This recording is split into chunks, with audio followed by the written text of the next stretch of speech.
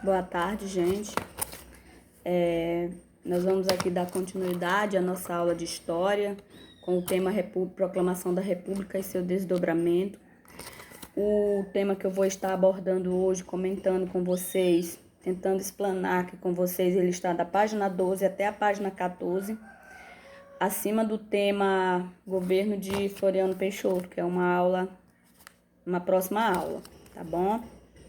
Então, dando continuação, eu quero contextualizar aqui com vocês alguns pontos que vão servir de gancho para a aula seguinte, né? Então, vamos contextualizar. Então, o Brasil deixa de ser uma monarquia no dia 15 de novembro de 1889. As medidas tomadas para que isso acontecesse a gente viu na aula anterior, certo? E agora o Brasil passa a ser uma república. Então, o que vai mudar? E agora, como é que vai ser? Quais as diferenças que vão surgir, que vão dissociar o governo monárquico para este novo governo republicano? Será que vai acontecer as mudanças tão almejadas pelos grupos que favoreceram esse acontecimento dentro da história? Então vamos lá para os fatos seguintes. Primeiramente, vai ter que haver um governo provisório.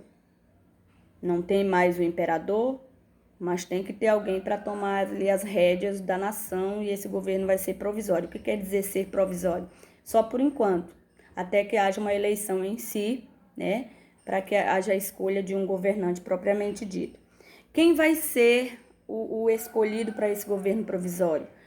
Nada mais, nada menos que o Marechal Deodoro da Fonseca, que logo assim que assume o cargo, ele começa a tomar algumas medidas, né, para tornar real o seu governo, para querer dizer a que ele veio. Então, primeiro ponto, ele expulsa a família real do Brasil, manda embora, eles são exilados para a Europa.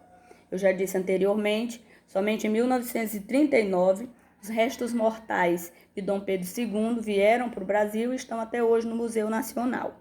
Tá? Então ele fez isso, mas eu vou dizer aqui com o coração apertado, porque ele era muito amigo de Dom Pedro II, ele era monarquista mesmo, nato ali, de brigar, mas aos poucos ele acabou sendo convencido a ser um republicano, mas ele tipo assim, ele não foi com o coração completo, porque ele acabaria por se indispor com seu grande amigo, mas a pressão foi grande por parte dos militares e ele resolveu ser um republicano. E essa questão de expulsar a família real, isso para ele foi bem difícil, mas aconteceu, por ele ser parceiro lá do Dom Pedro II. Ele criou 2 decretos que também entraram para a história, né? O decreto 85A, que foi apelidado, ouçam bem, foi apelidado de decreto da rolha, da rolha. E o que seria esse decreto da rolha, né? Rolha, que ele coloca na boca de garrafa de vinho, que vem nas garrafas de vinho, né? Para rolhar, para sanar ali a boca da garrafa. Então, o que seria esse decreto rolha, que foi assim apelidado?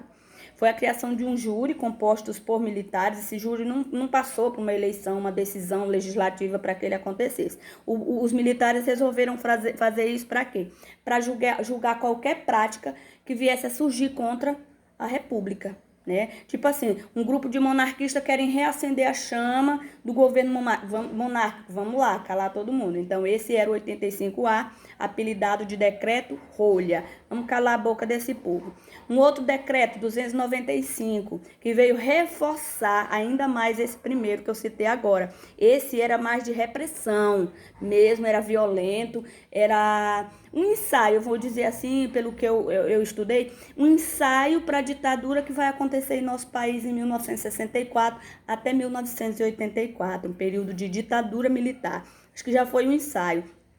Quem era mais represado por essa atitude? O povo. Então, vamos dizer que uma república, que o significado diz que é governo do povo e o povo vai ser reprimido, o povo vai ser violentado, vai ser amordaçado, né? Então, eu acredito e posso dizer que essa república não é nada popular. Então, esses 2 decretos, eles vieram pautar o que eu quero dizer? A ditadura no Brasil, eu disse anteriormente, um tipo de ensaio para a ditadura militar que vai se instaurar aqui mais à frente dessa época, em 1964 até 1984. Deodoro também, ele quis resolver os problemas da crise que o Brasil estava passando. Estava uma crise muito grande, uma transição de governo que já não era boa, né? Então ele tomou uma medida, ele começou a eleger pessoas para ajudar no seu governo, e ele escolheu o Rui Barbosa, esse mesmo Rui Barbosa que a gente costuma ver nos livros de português, tá? Um grande escritor, participou de muitos fatos dentro da nossa história, né? Ele foi o ministro da Fazenda. E eu posso dizer que deu ruim o governo dele. Por quê? O encilhamento foi o nome que recebeu o governo, o projeto econômico do Rui Barbosa. E o porquê encilhamento? Antes de especificar o que ele queria com isso, eu vou abrir um leque aqui. Encilhamento é o momento em que aqueles cavalos de corrida, de aposta, lá no jockey, ele é preparado para correr, né? Para correr na disputa, lá esqueci o nome lá daquela pista de corrida dos cavalos, né? Então, antes disso, ele passa por um momento de avaliação, onde ele vai ser colocado as peças nele, a parte, os detalhezinhos ali para ele se tornar seguro e fazer uma boa corrida e ser vencedor. Então, isso se chama encilhamento, antes da corrida. Então, ele foi apelidado esse projeto de encilhamento porque, tipo assim, era um preparativo para uma corrida, uma disputa, né, entre a elite para manter a economia do país boa, né? Mas muitas pessoas se aproveitaram disso e usando de má fé, como até os dias de hoje acontece, acabaram metendo os pés pelas mãos e não deu certo o encilhamento do Rui Barbosa, que era o que ele queria? Incentivar a industrialização. Um país com muitas indústrias, diversas indústrias, né? Iria desenvolver a nação e o país alcançaria um nível espetacular dentro da economia e seria muito bom para todos que aqui vivessem. O que? Ok, o que vai acontecer? Ele também vai liberar, com apoio da presidência, né, a emissão de moedas. O que é a emissão de moedas? A fabricação de dinheiro, que acontece até os dias de hoje pela Casa da Moeda, né? Então, o que vai acontecer? Quando um país tem uma determinada moeda, a quantidade de moeda que ele lança dentro do mercado, da economia, ele tem que ter uma garantia do valor daquela quantidade de moeda. Então, eu vou exemplificar aqui. Alguém que contrai um empréstimo no banco, ele tem que dar uma garantia, né, para o banco de que se ele não honrar com os pagamentos da parcela do empréstimo, ele vai ter algo na sua vida que possa suprir essa necessidade, que possa cobrir, garantir essa segurança, né, ali do empréstimo, uma casa, um carro, então uma garantia. Então, as moedas de cada nação até os dias de hoje tem que ter essa garantia. O valor da sua moeda e o valor que ele tem de lastro, isso se chama lastro, dentro da economia. Se ultrapassar a quantidade de lastro, já vai perder o valor, já vai virar uma bagunça, e foi o que aconteceu. Emitiram tanta moeda, que não tinha nada por trás para garantir o valor dela. Então veio gerar o quê? Inflação, uma bagunça dentro da economia e tudo só piorou. A crise aumentou, fome, desemprego, inflação, alta dos preços e tal. Ele facilitou a abertura de empresas, surgiram até empresas fantasma, por isso que eu disse que a má fé das pessoas prejudicou as coisas, porque muitas pessoas criaram empresas que nem existiam, vendiam suas ações, recebiam esse dinheiro, ficavam ricos, e as pessoas que compravam ficavam no prejuízo porque as empresas não existiam, eram empresas fantasmas, né? Então agiram de má fé em todos os sentidos, como eu havia dito. Então, com isso, o processo inflacionário, crise econômica, e podemos dizer que começou muito mal o governo provisório do seu Deodoro da Fonseca, né, o proclamador da República. Aí começaram a ver uma forma de haver uma eleição constituinte. O país tinha que ter uma Constituição. Uma Constituição é aquele caderninho bonitinho que a gente encontra, né? Aí pode pesquisar nos sites de internet, que especifica quais são as leis da nação, o que pode, o que não pode, o que é crime e o que você pode pagar caso venha a quebrar essas regras e tal. Então, foi ser votada, foi promulgada essa nova Constituição no dia 24 de fevereiro de 1891, né? Promulgada por quê? Porque a de 1824, da do Dom Pedro I, ela foi outorgada, é aquela que chega e obriga, né? É obrigado a fazer isso, não é diferente de outorgado, é diferente de promulgado, que houve um encontro, uma reunião, né, para decidir o que deveria estar na lei e deveria ser cumprido e o que não deveria, tá? Então, dentro dessa Constituição, que eu posso dizer que foi a primeira da República e a segunda da nossa história a nível de Brasil, né, tinha alguns pontos, né, que ela vinha amparar, como, por exemplo, ela foi inspirada no modelo da Constituição dos Estados Unidos da América. Com base na dos Estados Unidos, fizeram a do Brasil. Isso queria dizer assim, que o Brasil e os Estados Unidos tinham ali uma aproximação bacana, né? Isso aí era para justificar. Quero abrir um leque. Até a bandeira, eu vou mostrar para vocês lá no finalzinho. A bandeira que o Brasil passou a ter nessa época era muito, muito parecida com a dos Estados Unidos. Mudavam só algumas cores. Isso foi muito implicado dentro do grupo que se organizou para instaurar a República. E vieram, depois de muitos disse-me-disse, de concordo e não concordo, mudaram a bandeira de novo e ela ficou como a nossa de até os dias de hoje, lá com o dizerzinho ordem e progresso, por causa lá do positivismo, né, que foi um dos incentivos, vamos dizer que foi a base que eles tiveram para argumentar a proclamação da República, porque esse tipo de política já existia lá na Europa, esse tipo de ideal político. Então surge aí com essa primeira República, eu volto a dizer, primeira da República, a primeira Constituição, aliás, da República, segunda da nação. República Federativa. O Brasil passa a ser uma República Federativa. Até então, o que hoje nós chamamos de Estado do Maranhão, Estado de Goiás, Estado do Ceará, não eram estados, até esses dias aqui da Constituição. Eram províncias. E essas províncias, elas não tinham autonomia, não tinham os direitos de exercer a sua autonomia, o seu poder. Não tinham um governante próprio, não tinham leis próprias, não tinha sua segurança própria. Tudo dependia lá do topo, que era o imperador, tá? Mas a partir de então, quando a República se torna federativa, essas províncias passam a se chamar estados, os estados passam a ter autonomia, passa a ter um governador, passa a ter um deputado estadual, como agora a gente vê, passa a ter um governante, suas próprias leis, sua própria Constituição dentro da outra Constituição, né? Diferente de um estado para outro, como a gente sabe que acontece, né? Então, o estado passa a ter agora um governo forte.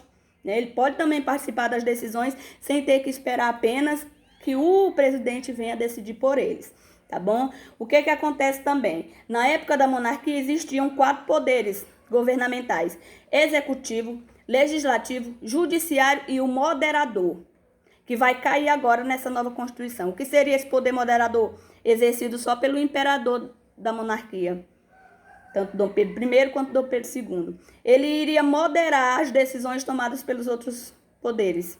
Se ele não gostasse, então ele iria moderar, acabar. E acabava sendo aquilo que ele determinava. Com essa nova Constituição, ficam só os 3 poderes e o fim do poder moderador, né, como até os dias de hoje. Com relação a voto, vai haver mudança também. Na época da monarquia, o voto era censitário, era baseado na renda. Quanto uma pessoa ganhasse durante o mês na sua produção de café ou criação de gado, o que fosse a produção, iria determinar se ele poderia votar ou não. A quantidade de arroba de café iria decidir se o cidadão poderia ser um eleitor nato. Agora aqui na República, na Constituição feita pela República, não é mais censitário, prestem bem atenção nesse detalhe, não é mais censitário, ele vem a ser universal para todos, mas sendo masculino, universal masculino. O que eu quero dizer? Mulher não vai votar, só homem. Qualquer homem vota? Não. O homem não tem que ser soldado, nem pode ser da igreja. Nenhum ligado à igreja, padre, frade, qualquer um, não pode votar. Se ele for mendigo, não pode votar. Se ele for analfabeto, ele também não pode votar. Então, quem vota? O homem que sabe ler, né, e que não faz parte de nenhum desses órgãos que eu citei. Uma minoria, né, para ter ali nas mãos a decisão de voto. E tinha que ter 21 anos, tá bom? Então, atentem bem para essa informação entre voto na monarquia e o voto na república, viu, alunos?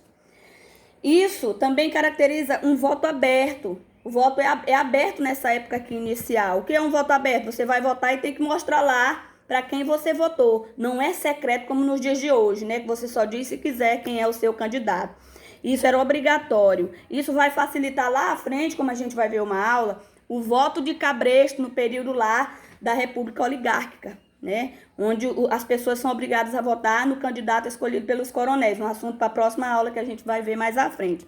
Também com essa Constituição põe fim à pena de morte. Isso, o Brasil já teve pena de morte por o delito definido que a pessoa lá, o cidadão fez, ele poderia sim ser condenado à morte. Morreram poucos, isso na época da monarquia, mas agora acabou, né? Outra mudança dentro da Constituição, o país se torna laico.